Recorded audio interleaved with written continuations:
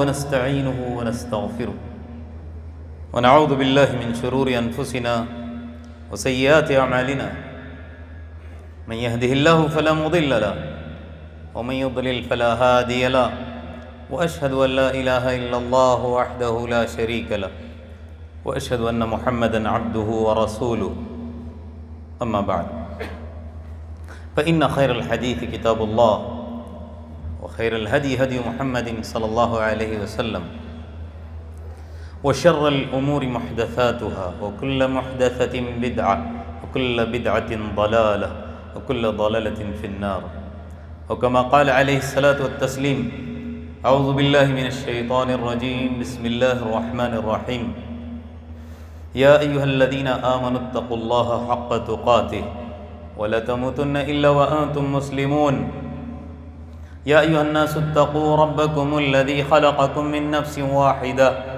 وخلق منها زوجها وبث منهما رجالا كثيرا ونساء واتقوا الله الذي تساءلون به والأرحام إن الله كان عليكم رقيبا يا أيها الذين آمنوا اتقوا الله وقولوا قولا سديدا يصلح لكم أعمالكم ويغفر لكم ذنوبكم ومن يطع الله ورسوله فقد فاز فوزا عظيما وقال الله عز وجل في موضع آخر إنا أرسلناك شاهدا وبشيرا ونذيرا لتؤمنوا بالله ورسوله وتعزروه وتوقروه وتصبحوه بكرة وأصيلا إن الذين يبايعونك إنما يبايعون الله يد الله فوق أيديهم فمن نكث فإنما ينكث على نفسه ومن أوفى بما عاهد عليه الله فسيؤتيه أجرا عظيما رب اشرح لي صدري ويسر لي أمري واحلل عقدة من لساني يفقهوا قولي رب زدني علما سبحانك لا علم لنا إلا ما علمتنا إنك أنت العليم الحكيم ربی یسر ولا تعسر وتمم بالخیر. حاضرین جمعہ، پردہ نشین خواتین اور پیارے بچوں، ہر قسم کی بڑائی، بزرگی، پاکی ایک اللہ وحدہ لا شریک کے لیے لائق اور زیبا ہے. بعدہ درود ہو، سلام ہو حضرت محمد مصطفیٰ صلی اللہ علیہ وسلم پر، آپ کے اصحاب، تابعین اور تبع تابعین پر. مختصر سی حمد کے بعد اور درود کے بعد سورہ الفتح کی میں نے ایک آیت آپ کے سامنے تلاوت کی ہے. اسی آیت کو عنوان بنا کر نبی کریم صلی اللہ علیہ وسلم کا اسوہ اور امت کا طرز عمل کیا ہے،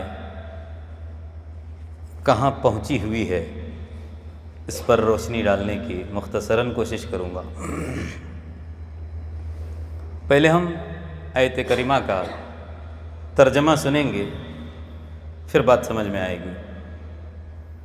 اللہ تبارک و تعالیٰ نے کہا، ہم نے اے نبی صلی اللہ علیہ وسلم آپ کو گواہی دینے والا، شاہدن گواہی دینے والا، بشیرن بشارت دینے والا، خوشخبری دینے والا، نذیرن ڈرانے والا بنا کر بھیجا ہے. اللہ تبارک و تعالیٰ اپنے نبی سے مخاطب ہوتے ہوئے ان القاب کے ساتھ فوراً پھر مومنوں کی طرف آیا، لِتُؤْمِنُوا، تاکہ تم ایمان لاؤ، باللہ و رسولہ، اے مومنو اللہ اور اس کے رسول پر. یعنی اللہ کے رسول صلی اللہ علیہ وسلم کی بعثت یہ آپ کے لیے باعث رحمت، تاکہ تم ایمان لاؤ اللہ اور اس کے رسول پر. وتعزروا، آپ کی مدد کرو، وتوقروا، آپ کی تعظیم کرو، آپ کا اکرام کرو. اور پھر آگے اللہ نے کہا وتصبحوا، اب کس کی تسبیح کرنی ہے؟ اللہ تبارک و تعالیٰ. اور تم اللہ کی تسبیح، بڑائی بیان کرو. بکرۃ و اصیلا، صبح شام۔ نبی آپ کے بیچ میں آئے ہیں آپ کو اللہ کا تعارف کرانے کے لیے، آپ کو شرک کی، بدعات کی گندگیوں سے نکال کر ایک اللہ وحدہ کی توحید کی طرف بلانے کے لیے۔ اب آپ کا کام کیا ہے؟ اب اللہ کی پاکی اور اس کی بڑائی بیان کرو صبح شام۔ آگے کیا کہا؟ ان الذین یبایعونک، اے نبی جو بھی آپ کے ہاتھ پر بیعت کر رہے ہیں، در حقیقت انما یبایعون اللہ، یہ کس کے ہاتھوں بیعت کر رہے ہیں؟ اللہ کے ہاتھوں۔ ید اللہ فوق ایدیہم، ان کے ہاتھوں پر اللہ کا ہاتھ ہے۔ فمن نکث، جو توڑے گا اللہ کے ساتھ عہد کرنے کے بعد، وعدہ کرنے کے بعد، فإنما ينكث على نفسه، وہ اپنا ہی گھاٹا کرے گا، اس کا اپنا ہی گھاٹا ہوگا۔ ومن اوفا، اور جو پورا کرے گا اللہ کے ساتھ کیا ہوا وعدہ، فسیؤتیہ اجرا عظیما، ان قریب اللہ تعالیٰ ان کو اجر عظیم سے نوازے گا۔ اس آیت کریمہ کے اندر دو باتیں ہیں، ایک تو اللہ کے رسول صلی اللہ علیہ وسلم کا مقام، مرتبہ، اور دوسرے امت کی کیا ذمہ داری ہے۔ اللہ کے رسول صلی اللہ علیہ وسلم کا جو مقام ہے اسی مقام پر ان کو رکھو، اس سے اوپر مت لے جانا۔ اب ایک بات ہم اپنے ذہن کے اندر بٹھا لیں کہ اللہ کے رسول صلی اللہ علیہ وسلم جب اس دنیا کے اندر مبعوث کیے گئے، اس دنیا کے اندر آئے، تو رہتی دنیا تک کے لیے، یعنی قیامت تک کے لیے، آپ صلی اللہ علیہ وسلم اور آپ صلی اللہ علیہ وسلم کی لائی ہوئی شریعت، آپ صلی اللہ علیہ وسلم کی لائی ہوئی تمام باتیں، یہ کیا ہیں؟ انسانیت کی نجات کے لیے سبب ہیں، ذریعہ ہیں۔ اگر کوئی اللہ کے رسول صلی اللہ علیہ وسلم کی مخالفت کے ساتھ اپنی نجات اور اپنا چھٹکارا حاصل کرنے کی کوشش کرے گا تو اس کے لیے کوئی بھی راستہ نہیں ہے۔ اب انسان کو ہدایت چاہیے، حق چاہیے، سچائی کے ساتھ اگر اس کو زندگی گزارنا ہے تو آپ کی شریعت ہے، آپ کی باتیں ہیں، آپ کی ساتھ میں لائی ہوئی کتاب ہے، انہی کے ساتھ اس کا تعلق ہے۔ انسان سچا حق پر آنے کے لیے، ہدایت پر آنے کے لیے اللہ کے رسول صلی اللہ علیہ وسلم کی اتباع، اقتداء، آپ کے پیچھے پیچھے چلنا لازم اور ضروری ہے۔ آپ کی اتباع کے بغیر، آپ کی اقتداء کے بغیر، آپ کے پیچھے چلے بغیر، آپ کی سنتوں کی مخالفت کے ساتھ انسان حق پر، ہدایت پر نہیں آ سکتا اور سچائی کو اپنے ساتھ لے کر نہیں چل سکتا۔ بات سمجھ میں آ رہی ہے؟ اللہ کے رسول صلی اللہ علیہ وسلم نے ایک موقع پر فرمایا، کیا کہا؟ لا يسمع بی احد من هذه الامہ یہودی ولا نصرانی ثم يموت ولم يؤمن بالذی ارسلت به الا كان من اصحاب النار۔ ذرا غور کرتے چلیں، باتیں سمجھتے تھے، باتیں ذرا ایسی ہیں کہ جس کے اندر علم ہے، سمجھنے والی باتیں ہیں، اونگ آئے گی، دھیان ادھر ادھر بھٹکے گا تو بات سمجھ میں نہیں آئے گی۔ اللہ کے رسول صلی اللہ علیہ وسلم نے کہا اپنے تعلق سے، جیسا کہ میں نے کہا نا، اس آیت کے اندر اللہ کے رسول صلی اللہ علیہ وسلم کا مقام بیان کیا گیا ہے، اسی آیت کی تشریح میں ہے یہ حدیث۔ اللہ کے رسول نے کہا اس امت کا کوئی بھی انسان، چاہے وہ یہودی ہو یا نصرانی ہو، اگر اس تک میری بات پہنچی، میں کون ہوں اس کو معلوم ہو گیا، میری لائی ہوئی کتاب کے تعلق سے اس کو علم ہو گیا کہ قرآن نازل ہو چکا ہے، نبی آ چکے ہیں، اب اگر پھر وہ میری بات نہیں مانے گا، میری مخالفت کرتے ہوئے اگر اس کا انتقال ہو جائے گا، ثم یموت ولم یؤمن بک، پھر وہ مر جائے اور ایمان نہ لائے جو چیز میں دے کر بھیجا گیا ہوں، یعنی جس چیز کے ساتھ میں آیا ہوں الا کان من اصحاب النار، تب وہ کیا ہوگا؟ جہنمی ہوگا۔ اب یہاں ذرا سمجھیں ایک نقطہ، اللہ کے رسول نے یہودی اور نصرانی کا ذکر کیا ہے کیونکہ اس دور کے اندر یہودی اور نصرانی ہی ایسے تھے جن کو اللہ تبارک و تعالیٰ نے کتاب دیا تھا۔ مشرکین کو چھوڑیں، وہ الگ پہلو ہے، یہودی ہو یا نصرانی ہو وہ اہل کتاب ہیں، ان کے پاس بھی کتاب ہے آسمانی، اور ان کے پاس بھی نبی بھیجے گئے تھے۔ اللہ کے رسول نے کیا کہا؟ میرے آنے کے بعد اب کوئی یہودی اپنی کتاب کے ساتھ وہ کامیاب نہیں ہو سکتا، اب کوئی نصرانی، کوئی کرسچن میرے آنے کے بعد اپنی کتاب کے ساتھ وہ حق پر نہیں رہ سکتا، چاہے جائے کہ مشرک، اب مشرک کے لیے کوئی راستہ ہی نہیں۔ بات سمجھ میں آ رہی ہے؟ یعنی اللہ کے رسول صلی اللہ علیہ وسلم کی اتباع، آپ صلی اللہ علیہ وسلم کے پیچھے پیچھے چلنا، آپ کی لائی ہوئی شریعت کو اپنانا کس قدر ضروری ہے، یہ حدیث ہم کو بتاتی ہے۔ اور ایک بات یاد رکھ لیجئے، اللہ کے رسول صلی اللہ علیہ وسلم کے پاس کوئی بھی سوال ہو، جب تک اللہ کے رسول صلی اللہ علیہ وسلم زندہ تھے، کسی بھی سوال کے جواب میں اللہ کے رسول صلی اللہ علیہ وسلم نے کہا ہاں، تو وہ قیامت تک کے لیے چیز کیا ہو جاتی تھی؟ جائز، حلال۔ اور اگر کوئی بھی چیز اللہ کے رسول صلی اللہ علیہ وسلم کی زندگی میں آپ سے کچھ سوال ہو اور آپ نے کہا نہ، لا، تو وہ چیز ناجائز ہو جاتی تھی۔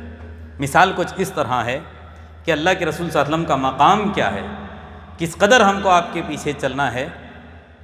حج کے موقع پر اللہ کے رسول صلی اللہ علیہ وسلم، حج کے موقع پر نہیں، اللہ کے رسول صلی اللہ علیہ وسلم اپنے ساتھیوں کو لے کر ایک دفعہ بیٹھے ہوئے تھے، حج کے تعلق سے اللہ تبارک و تعالیٰ نے آیت اتار دی، یہ حج کی فضیلت کے تعلق سے حکم نازل ہوا، تو اللہ کے رسول صلی اللہ علیہ وسلم نے اپنے ساتھیوں کے سامنے کہا کہ اللہ تبارک و تعالیٰ نے اے مومنو مجھ پر اور آپ پر خانہ کعبہ کا حج فرض کیا ہے۔ اسی محفل کے اندر ایک آدمی کھڑے ہو کر سوال کرتا ہے، یا رسول اللہ اکل عامن، کیا ہر سال؟ 2-3 دفعہ سوال کرتا ہے، پھر بھی اللہ کے رسول صلی اللہ علیہ وسلم خاموش رہتے ہیں، بولتے نہیں ہیں، وہاں پر جواب نہیں دیتے ہیں۔ تھوڑی دیر گزر جانے کے بعد اللہ کے رسول صلی اللہ علیہ وسلم اس آدمی کو بلا بھیجتے ہیں، کہاں ہے وہ شخص جس نے مجھ سے سوال کیا تھا؟ صحابہ کرام ان کی طرف اشارہ کرتے ہیں کہ فلاں یہاں ہیں جنہوں نے آپ سے سوال کیا تھا۔ پھر ان کو سمجھاتے ہوئے کہتے ہیں کہ جس وقت اللہ کی طرف سے وحی نازل ہو رہی تھی اور آپ نے سوال کیا، اگر اس وقت میں ہاں کہہ دیتا تو قیامت تک کے لیے ہر سال خانہ کعبہ کا حج کیا ہو جاتا؟ فرض ہو جاتا۔ پھر تم میں سے کوئی بھی انسان اس کی طاقت اور استطاعت نہ رکھ پاتا، لہٰذا میں نے اسی لیے خاموشی اختیار کی۔ تو اسے کیا معلوم ہوا کہ اللہ کے رسول صلی اللہ علیہ وسلم کی ذات ہمارے لیے کیا ہے، کس قدر اللہ کے رسول صلی اللہ علیہ وسلم ہمارے لیے واجب الاحترام ہے، کتنا آپ کا احترام، کتنی آپ کی تعظیم، کتنی آپ کی توقیر کرنی چاہیے، پتہ ہے؟ کوئی بھی انسان اس وقت تک کامل مومن نہیں ہو سکتا جب تک کہ وہ اپنی جان سے بھی زیادہ اللہ کے رسول صلی اللہ علیہ وسلم کو عزیز اپنے نزدیک نہ رکھے۔ جان سے بھی زیادہ، ماں باپ بیوی بچے یہ الگ ہے، انسان اپنی بیوی بچوں سے، ماں باپ سے بہت حد درجہ محبت کرتا ہے، لیکن جان کی بات آتی ہے تو جان کو کیا دیتا ہے؟ فوقیت دیتا ہے، مقدم رکھتا ہے آگے۔ اللہ کے رسول نے کہا کہ جب تک میں تمہارے نزدیک جان سے بھی زیادہ محبوب نہ بن جاؤں اس وقت تک کامل مومن نہیں ہو سکتا۔ اور قرآن بھی گواہی دیتا ہے کہ اللہ کے رسول صلی اللہ علیہ وسلم کا احترام کیا ہے۔ قرآن کیا کہتا ہے؟ النبی اولا بالمؤمنین، النبی اولا، آگے اوپر ہیں مومنین کے لیے کون؟ اللہ کے رسول صلی اللہ علیہ وسلم۔ کس سے؟ من انفسہم، کیا مطلب ہے؟ ان کی جانوں سے، یعنی میری اور آپ کی جانوں سے بھی زیادہ کن کا حق ہے؟ کن سے ہم کو محبت کرنی ہے؟ محمد صلی اللہ علیہ وسلم سے۔ اور آگے کیا فرمایا؟ وَأَزْوَاجُهُ أُمَّهَاتُهُمْ، اور آپ کی تمام بیویاں قیامت تک آنے والی جتنے بھی مومنین ہیں سب کے لیے ان کی بیویاں کیا ہیں؟ مائیں ہیں، ماں کا درجہ رکھتی ہیں۔ تو لہٰذا آپ صلی اللہ علیہ وسلم اور آپ کی گھر والیوں سے بھی محبت لازم اور ملزوم شے ہے۔ اللہ کے رسول صلی اللہ علیہ وسلم سے آپ کے صحابہ کس قدر محبت کرتے تھے، کیونکہ آپ کے صحابہ میرے اور آپ کے لیے کیا ہے؟ آئیڈیل ہیں، نمونہ ہیں۔ وہ کیسے توقیر کرتے تھے ویسے کرنا ہے، وہ کیسے عزت کرتے تھے ویسے کرنا ہے۔ آج ہم نے جو طرز اپنایا ہے، آگے جا کر چند باتیں بیان کروں گا انشاءاللہ۔ ذرا یہ سنتے ہیں، عروہ بن مسعود صلح حدیبیہ کے موقع پر کفار کی طرف سے سفیر بن کر آئے تھے۔ معاملہ تھوڑا سا الجھا ہوا تھا، سلجھانے کے لیے سفیر بنا کر ان کو بھیجا گیا تھا، کیونکہ کافرین نے مسلمانوں کو خانہ کعبہ کے حج سے روک دیا تھا نا۔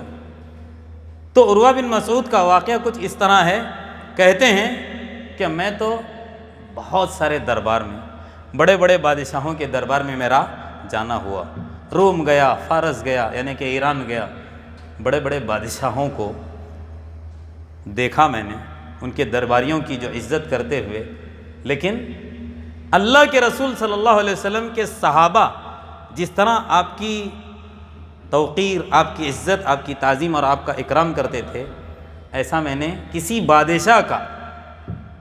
بادشاہ کا ان کے درباریوں کو ہو یا ان کے ماننے والوں کا ہو اکرام کرتے نہیں دیکھا۔ میں نے دیکھا بہت سارے لوگ اپنے بادشاہ سے بڑی محبت کرتے ہیں، لیکن ڈر کے ساتھ، خوف کے ساتھ، دباؤ کے ساتھ۔ لیکن یہ تکریم جب اللہ کے رسول سے بات کرنا چاہتے ہیں صحابہ کرام، آنکھوں سے آنکھیں نہیں ملاتے، نظریں جھکی ہوتی ہیں۔ آپ کی آواز سے اونچی صحابہ کرام کی آواز نہیں ہوا کرتی تھی۔ یہ تھی تعظیم، یہ تھی توقیر نبی صلی اللہ علیہ وسلم کی۔ اور حد تو یہ ہے، میں نے دیکھا آپ کے صحابہ کو، جب آپ صلی اللہ علیہ وسلم وضو کرتے تو وضو کا پانی زمین پر گرنے نہیں دیتے تھے۔ حدیث کے اندر کیا آتا ہے؟ وَقَادُوا يَقْتَتِلُونَ عَلَى وُضُوئِهِ، وضو کے معاملے میں ایسا ہے کہ جھگڑ پڑیں گے، وضو کا پانی آپ صلی اللہ علیہ وسلم کے ہاتھوں سے نیچے گرنے نہیں دیتے، اس قدر آپ کی تکریم اور تعظیم۔ لیکن اس سے مراد یہ نہیں ہے کہ آپ کے صحابہ نے آپ کو نعوذ باللہ اللہ کا درجہ دیا ہو یا آپ کے سامنے جھک گئے ہوں، ایسا نہیں ہے۔ یہ تکریم دلی تکریم ہے، یہ تعظیم جس کا اللہ نے حکم دیا ہے، اور یہ جائز ہے۔ لیکن امت نے کیا کیا؟ امت نے کیا کیا؟ اللہ کے رسول صلی اللہ علیہ وسلم نے کہا کہ میری امت کے اوپر ایسا بھی دور آئے گا، کیا فرمایا؟ لَتَتَّبِعُنَّ، اللہ کے رسول نے کہا سَنَنَ مَنْ كَانَ قَبْلَكُمْ، میری امت پر ایک ایسا بھی دور آئے گا کہ تم کیا کرو گے؟ تم سے پہلے جتنی بھی امتیں گزری ہیں ان کے طرز پر، ان کے طریقے پر چلو گے۔ صحابہ کرام نے پوچھا کیا اہل کتاب کے پیچھے چلیں گے؟ ان کا طریقہ اپنائیں گے، ان کا طرز اپنائیں گے؟ اللہ کے رسول نے فمن، اہل کتاب کے علاوہ اور کون ہو سکتے ہیں کہ امت جن کے پیچھے چلے؟ کیونکہ بہت زیادہ اپنے نرغے میں لانے والے اگر کوئی ہیں تو وہ کون ہیں؟ یہودی اور نصرانی ہیں۔ مسلمانوں کے سب سے بڑے اگر کوئی دشمن ہے، مسلمانوں کو اگر صف ہستی سے مٹھانا چاہتے ہیں تو وہ کون ہے؟ وہ یہودی اور نصرانی ہے۔ تو اللہ کے ان کے علاوہ کون ہو سکتا ہے؟ یہاں تک کہ میں اور آپ سبھی جانتے ہیں نصرانیوں نے کیا کیا؟ حضرت عیسیٰ علیہ السلام کو، جن سے بہت محبت کا دعویٰ کرتے ہیں، جن کے بہت نام لیوا ہیں، آپ کا نام لیے بغیر ان کی صبح اور شام نہیں ہوتی، لیکن بشریت سے ان کو نکال کر کہاں پہنچا دیا؟ اللہ کا درجہ دے دیا۔ کنہوں نے؟ نصرانیوں نے۔ کیا کہا؟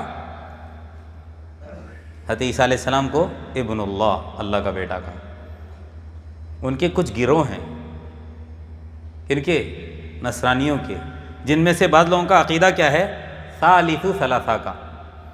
اس کی تشریح صبح کے درس میں 4-5 مہینے پہلے آ چکی ہے، مزید تشریح نہیں کروں گا۔ ایک گروہ کا یہ بھی عقیدہ ہے کہ 3 اللہ بنا دیا ان لوگوں نے، ایک اللہ تبارک و تعالیٰ کی ذات، دوسرے ان کی اماں، کن کی؟ حضرت عیسیٰ علیہ السلام کی، اور تیسرے عیسیٰ علیہ السلام کو۔ ثالث ثلاثہ، 3 اللہ میں سے ایک یہ ہے، نعوذ باللہ۔ یعنی کہنے کا مطلب یہ ہے عیسیٰ علیہ السلام کی جو دعوت تھی ان کے لیے، اس دعوت سے ہٹ کر جو درجہ انہوں نے اپنے لیے دینے کے لیے کہا تھا، اس درجے سے ان کو اٹھا کر کہاں پہنچا دیا؟ اللہ کے درجے تک پہنچا دیا۔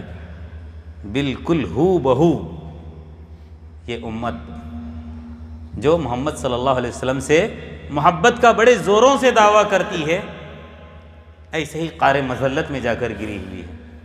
جبکہ اللہ کے رسول صلی اللہ علیہ وسلم نے جاتے جاتے یہ کہہ دیا تھا اس دنیا سے رخصت ہوئے، لا تطرونی، کیا کہا؟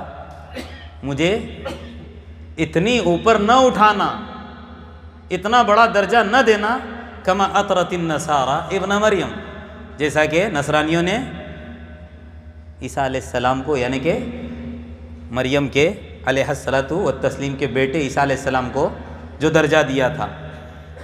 آگے یہ سمجھا کر اللہ کے رسول صلی اللہ علیہ وسلم چلے گئے، فَإِنَّمَا أَنَا عَبْدٌ، ہمیشہ اپنے دماغ کے اندر یہ رکھنا بات کہ میں کیا ہوں؟ میں کیا ہوں؟ اللہ کا بندہ ہوں۔ فَقُولُوا، تو کہنا مجھے عبداللہ ورسولہ، یہ اللہ کے بندے اور اس کے رسول ہیں، ہاں بس، اس سے آگے پھر مجھے مت پہنچانا، میرے طریقے کو اپناؤ، میری عزت کرو، میرا اکرام کرو، لیکن جو درجہ اللہ نے مجھے دیا ہے وہی درجہ مجھے دینا، اس سے اوپر مجھے مت لے جانا۔ آج ہم دیکھتے ہیں جو محمد صلی اللہ علیہ وسلم سے محبت کا درجہ، محبت سے حد درجہ دعویٰ کرنے والے محمد صلی اللہ علیہ وسلم کو کون سا درجہ دیے ہیں؟ سب سے پہلے یہ کہتے ہیں کہ محمد صلی اللہ علیہ وسلم بشر ہے ہی نہیں، اللہ کے رسول صلی اللہ علیہ وسلم کو انسان مانتے ہی نہیں ہیں۔ کیا کہتے ہیں؟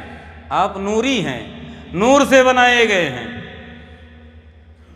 یہ نوری اور نور سے بنائے گئے، یہ تو الگ پہلو ہے، یہاں تک کہ اللہ کا درجہ دے دیا۔ ایک گستاخ ان کا شاعر اسی امت کا کیا کہتا پتہ ہے؟ کیا کہتا ہے؟ کہتا ہے وہی جو مستوی عرش تھا خدا ہو کر اتر پڑا ہے مدینے میں مصطفیٰ ہو کر۔ نعوذ باللہ ثم نعوذ باللہ۔ اللہ تبارک و تعالیٰ نے کیا کہا؟ الرحمن علی العرش استوى، عرش اللہ کی کرسی، اللہ تبارک و تعالیٰ جلوہ افروز ہے۔ اب وہاں پر کس کو پہنچا دیا؟ حضرت محمد مصطفیٰ صلی اللہ علیہ وسلم کو۔ یعنی اس کے کہنے کا مطلب یہ ہے کہ نبی اللہ ہیں، اللہ نبی ہیں، اب نبی کی شکل میں وہ مدینہ میں اتر آئے ہیں، نعوذ باللہ۔ اچھا، ایک تو یہ کیا کہا؟ بشریت سے ہٹا کر اللہ کا درجہ دے دیا، جبکہ اللہ کے رسول نے کیا کہا تھا؟ فَإِنَّمَا أَنَا عَبْدٌ، میں تو بندہ ہوں۔ فَقُولُوا عَبْدُ اللَّهِ وَرَسُولُهُ، مجھے صرف اللہ کا بندہ اور اس کا رسول ہی کہنا، اس سے اوپر مت اٹھانا۔ اور دوسری بات کیا کہتے ہیں پتہ ہے؟ یہ امت کیا کہتی ہے کہ اللہ کے رسول صلی اللہ علیہ وسلم انتقال نہیں فرمائے ہیں، آپ صلی اللہ علیہ وسلم کی موت نہیں ہوئی ہے، وصال کہو، رحلت فرمائے گئے کہو، پردہ کر گئے کہو، میں اور آپ کیا کہیں؟ قرآن کہتا ہے، اللہ تبارک و تعالیٰ گواہی دیتا ہے، انکا میت وانہم میتون، اے نبی آپ بھی مرنے والے ہیں، آپ کو بھی موت آنے والی ہے، اور آپ سے پہلے جتنے بھی آئے وہ سب مر چکے ہیں۔ ان کو بھی موت آئی اور آپ بھی مرنے والے ہو. اور ایک جگہ تو اللہ تبارک و تعالیٰ نے کیا کہا؟ وما محمد، تاکہ صحابہ کو معلوم ہو، کیونکہ یہ سب چیزیں اللہ کے رسول صلی اللہ علیہ وسلم اپنے صحابہ کو اس لیے کہے گئے کہیں میرے صحابہ میرے جانے کے بعد بڑی بڑی بدعات کے اندر اور بہت بڑے شرک کے اندر مبتلا نہ ہوں، یا کہیں ارتداد کا شکار نہ ہو جائیں. اللہ نے قرآن کے اندر آپ کی زندگی کے اندر آیت میں یہ کہا وما محمد الا رسول، محمد صلی اللہ علیہ وسلم سوائے رسول کے اور کچھ نہیں ہے. محمد صلی اللہ علیہ وسلم نرے ایک رسول ہیں. قد خلت من قبلہ الرسل، آپ سے پہلے بھی رسول آ چکے ہیں اور رسول گزر چکے ہیں. افإن مات، اگر آپ صلی اللہ علیہ وسلم کا انتقال ہو جائے، یہ صحابہ سے ہے، یہ صحابہ سے خطاب ہے، اگر آپ صلی اللہ علیہ وسلم کا انتقال ہو جائے، او قتل، یا اللہ کے راستے میں شہید بھی کر دیے جائیں، انقلبتم علی اعقابکم، کیا تم اپنے پیروں کے بل پلٹ تو نہیں جاؤ گے؟ کہیں کسی ارتداد کا شکار تو نہیں ہوگے؟ دین سے پھرو گے تو نہیں؟ صاف کھول کھول کر اللہ تبارک و تعالیٰ کہہ رہا ہے کہ آپ کون ہیں اور یہ امت کہاں چلی گئی. یہاں تک کہ میرے دوستو، دین ہمیشہ یاد رکھیے صاف ستھرا ہے. جو اللہ نے ہم کو دین دیا ہے صاف ستھرا ہے، حق ہے، تحقیقی دین ہے. اور سب سے بڑی دلیل کیا ہے؟ اللہ تبارک و تعالیٰ نے میرے اور آپ کے بیچ اپنا کلام دیا ہے، جو آپ کے ذریعے ہم تک پہنچا ہے، جس کو ہم کیا کہتے ہیں؟ قرآن. قیامت تک اس کی حفاظت کی ذمہ داری اللہ نے دی ہے. کیا کہا؟ انا نحن نزلنا الذکر وانا لہ لحافظون، ہم نے قرآن اتارا ہے، ہم اس کی حفاظت کرنے والے ہیں. تو آپ کون ہیں؟ آپ کا مقام کیا ہے؟ آپ کی حیثیت کیا ہے؟ آپ کیسی شخصیت ہیں؟ قرآن کے اندر صاف آیا ہے. اور مزید اللہ کے رسول صلی اللہ علیہ وسلم کی زبانی احادیث ہیں جو کہ قرآن کا ترجمہ ہے. وہ بھی اللہ جزائے خیر دے ان اسلاف کو، ان صالحین اور متقی لوگوں کو جنہوں نے بڑی محنتیں کر کے، کد و کاوش کر کے صحیح روایتوں کو الگ اور آپ کی طرف منسوب کی گئی روایتیں اس کو الگ کر کے ہم تک پہنچا دیا. اللہ تعالیٰ ان کی قبروں کو نور سے بھر دے، آمین. تو آج امت صحیح دین کو نہ سمجھنے کی وجہ سے اور دین کے مطابق صحیح نہ چلنے کی وجہ سے اور دین کے تعلق سے تحقیق نہ کرنے کی وجہ سے بہت سارے اس معاشرے کے اندر بلکہ پوری دنیا کے اندر موضوع روایتیں گردش کرنے کی وجہ سے جہالت کا شکار بنی ہوئی. بہت سارے علماء جان بوجھ کر امت کو کیا کر رہے ہیں؟ گمراہ کر رہے ہیں. عوام کیا ہے؟ ان کا کچھ قصور نہیں ہے. ان کو صحیح راستہ اور غلط راستہ بتانے والے کون ہوتے ہیں؟ ان کے خود علماء ہوتے ہیں. کیسی کیسی حدیثیں گڑی ہیں پتہ ہے؟ ایک موضوع روایت میں آپ کو بتاتا ہوں. میں نے شروع میں کہا نا، اس امت کے بہت بڑے طبقے کا ایسا گندہ عقیدہ ہے کہ اللہ کے رسول صلی اللہ علیہ وسلم کو نوری کہتے ہیں. ان لوگوں نے حدیث گڑی ہے. کیا گڑی ہے؟ اول ما خلق اللہ نوری. کیا کہتے ہیں؟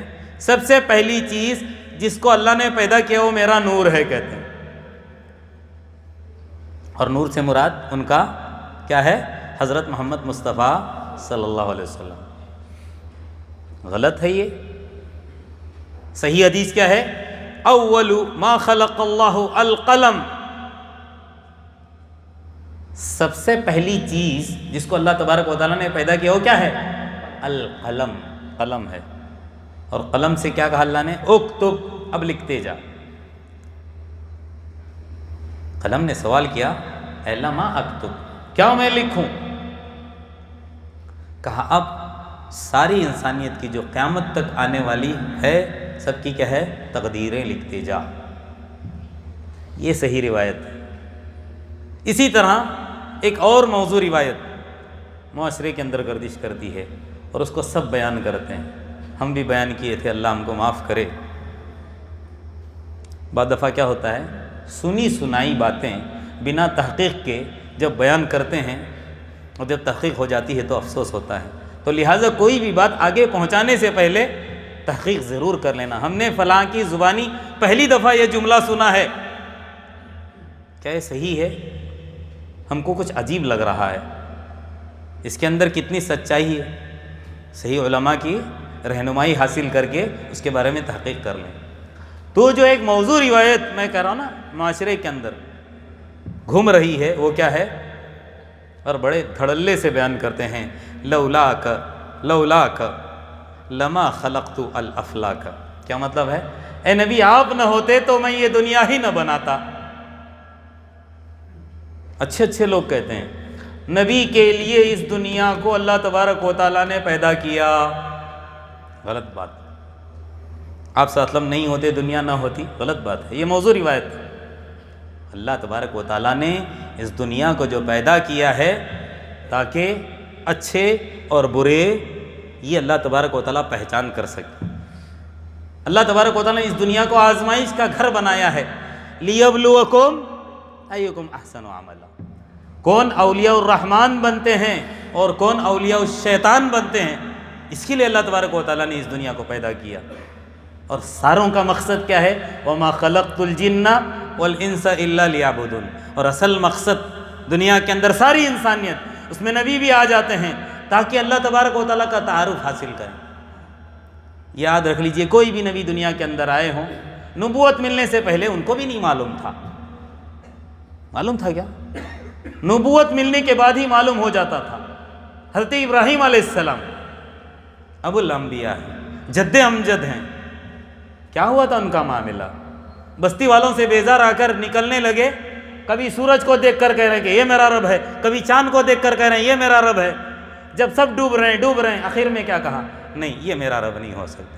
پھر اپنا رخ کس کی طرف کرتے ہیں؟ انی وجہت وجہی للذی فطر السماوات والارض.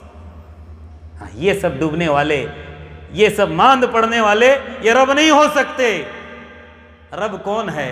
خالق کون ہے؟ ان کو بنانے والا. میں اس کی طرف اپنی توجہ کرتا ہوں. کیا مطلب ہے اس کا؟ کوئی بھی انسان جب تک اس کے پاس علم نہیں آتا کچھ نہیں معلوم ہوتا. ایسے ہی انبیاء کا بھی معاملہ ہے. تو یہ گردش کرتی ہے روایت. کیا ہے؟ آپ نہیں ہوتے دنیا. یہ غلط بات ہے. ایک اور غلط عقیدہ ہے امت کے اندر. قرآن کی آیتوں کو توڑ کر کے مروڑ کر کے غلط بیانی کی جاتی ہے. اللہ نے قرآن کے اندر ایک جگہ کیا فرمایا؟ سورہ الف لام میم سجدہ نہیں، سورۃ الاسراء کے اندر ہے، وَمِنَ اللَّيْلِ فَتَهَجَّدْ بِهِ نَافِلَةً لَكَ عَسَىٰ أَن يَبْعَثَكَ رَبُّكَ مَقَامًا مَحْمُودًا. میں مقام محمود آپ کو سمجھا کر اپنی بات ختم کروں گا. ایسا گندا عقیدہ ابو جہل اور ابو لہب کا بھی نہیں تھا.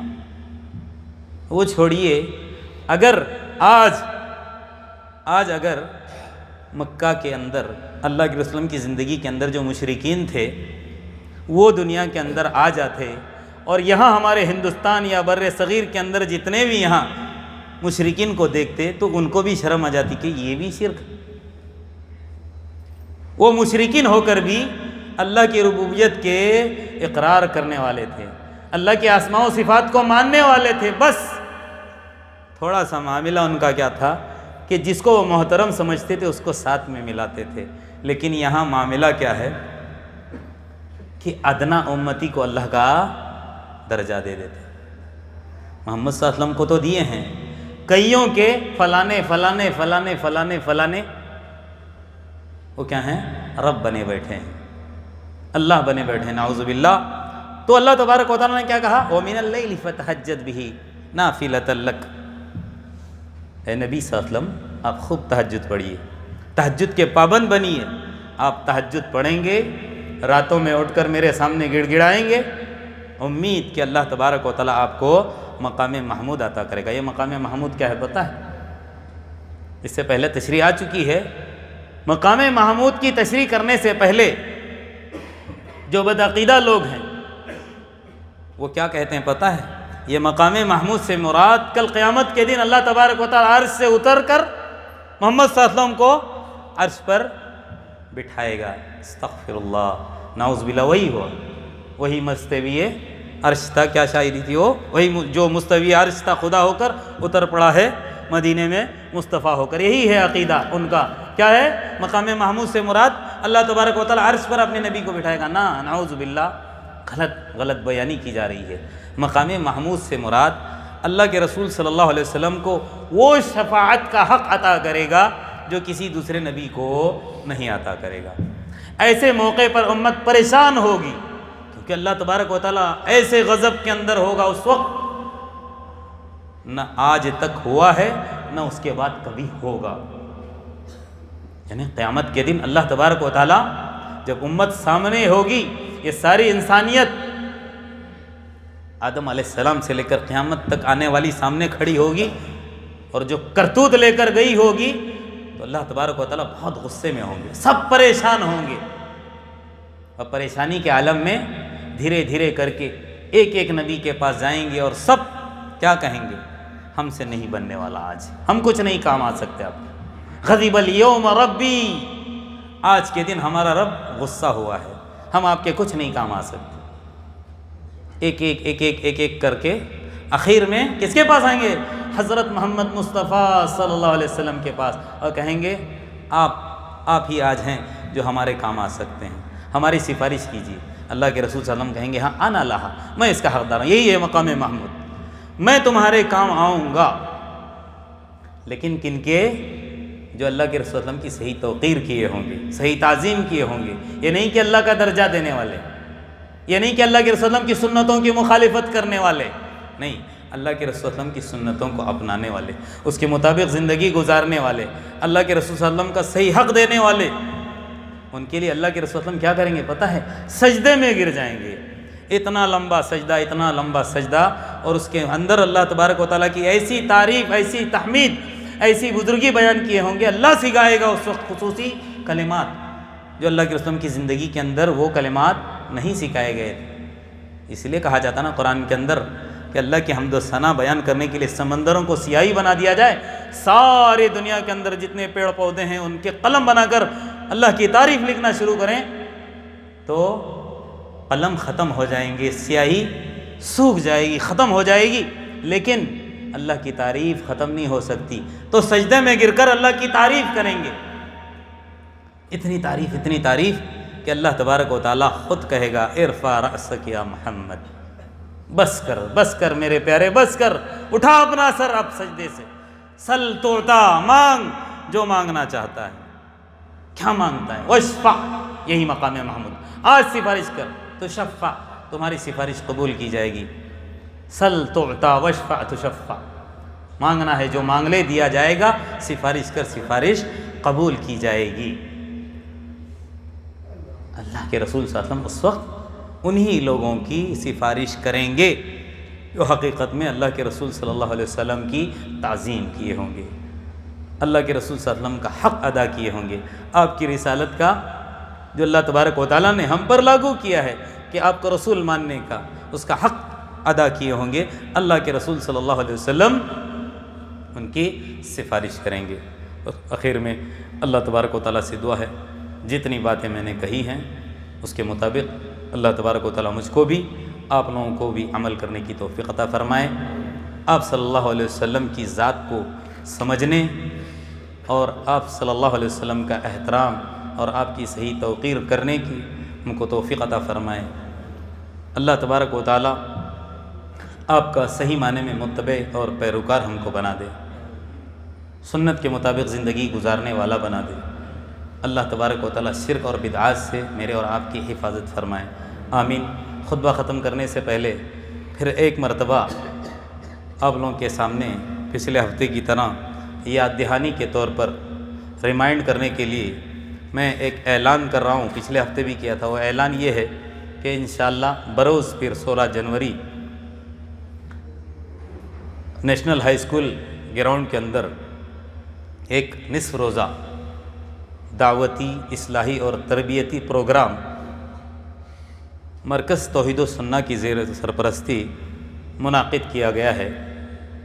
اس کے اندر انشاءاللہ حسن قراءت کا مسابقہ وہ کن کا ہوگا؟ پچھلے 1-2 سال کے اندر جتنے بھی اپنی اس بستی کے اندر حافظ بنے ہیں، حافظ قرآن بنے ہیں، تقریباً 20-25 یا 30 بچوں کی لسٹ ہمارے پاس پہنچی ہے۔ ان کے مابین قرأت کا